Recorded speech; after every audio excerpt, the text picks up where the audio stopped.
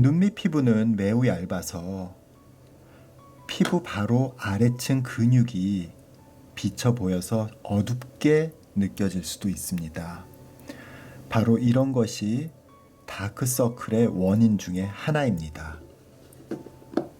이런 식의 피부가 얇아서 생기는 다크서클은 의학적으로 개선하기가 어렵습니다. 성형외과에서 뿐만 아니라 피부과에서도 마찬가지죠. 색소 침착도 아니고 그냥 피부가 얇기 때문에 이를 의학적으로 교정하는 방법은 없습니다. 의학적으로 교정이 가능한 다크서클은 눈 주변에서 생기는 얼굴 조직의 굴곡에 의해서 생기는 그림자, 즉 그늘에 의한 다크서클입니다. 사실 대부분의 다크서클이 여기에 해당됩니다.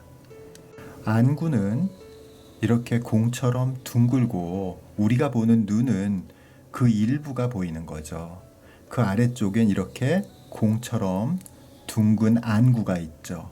이 안구의 주변에는 약간 꺼져 있겠죠. 그래서 눈동자의 아래쪽, 그러니까 애교주름 아래쪽 부분은 살짝 들어가게 되겠고, 다시 앞광대 쪽에서는 도톰하게 나와서 들어간 부분에 살짝 그림자가 지고 앞광대 부분에는 환한 하이라이트가 지는 것이 일반적인 이상적인 모양이라고 할 수 있겠습니다.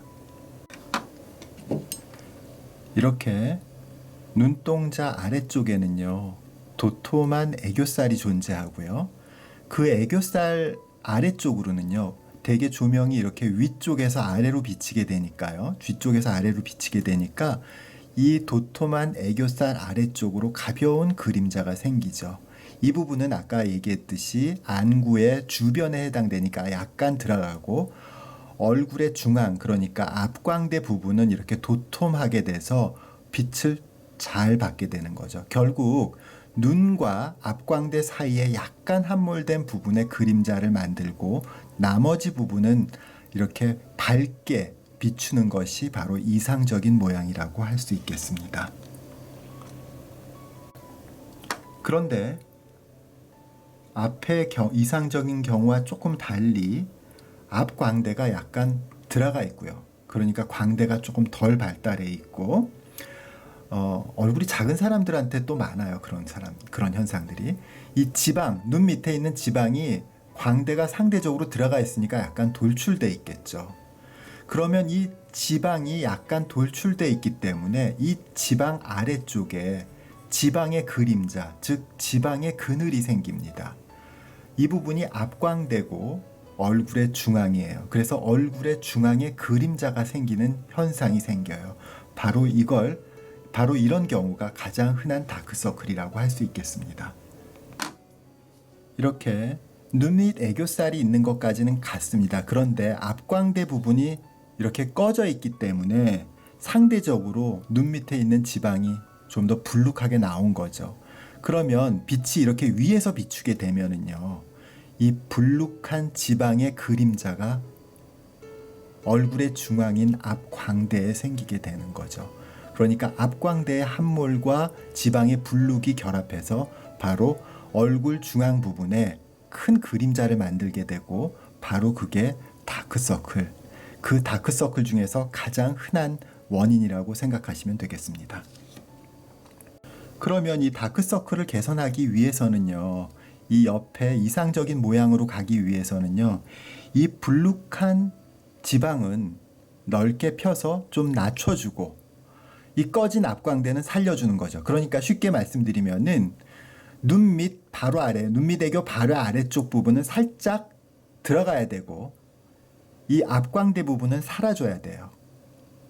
그러니까 요 지방은 재배치해서 낮춰주고, 이 앞광대 부분은 지방 주입을 하든지 아니면 필러도 괜찮습니다. 그래서 필러로 살려주든지, 어쨌든 이 아래쪽 부분, 앞광대 부분이 눈 밑보다 살짝 더 높은 고지를 만들어야 되는 거죠. 과거에는 대개 지방 재배치만 하는 경우가 많았습니다. 근데 지방 재배치나 지방 제거만 하게 되면 지방에 의한 그림자, 앞광대의 그림자는 개선할 수 있어요. 그치만 앞광대 자체가 함몰돼 생기는 그 자체 그늘이나 그림자는 개선하기가 어려워요. 왜냐하면 우리 조직 자체가 이렇게 깊이, 입체 자체가 이렇게 함몰된 부분은 자체적으로 그림자가 지거든요. 하이라이트 대신에.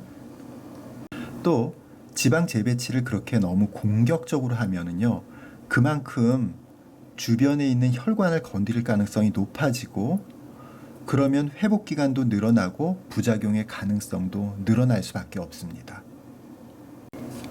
지방 재배치와 함께 앞광대를 지방 주입이든 아니면 필러로든지 보강을 하게 되면 지방 재배치로 이 부분 아래쪽에 있는 안화 지방을 움직여야 하는 규모가 줄어들어서 좀 더 안전하고 빠른 회복을 기대할 수 있습니다.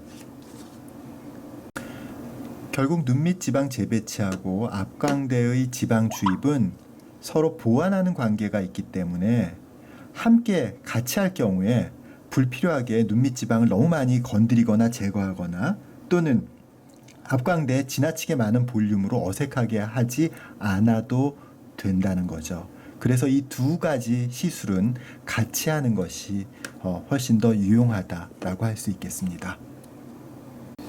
재밌게 잘 보셨나요? 제가 올리는 영상은 조금씩 이전과 비슷하지만 다른 생각과 경험을 반영합니다.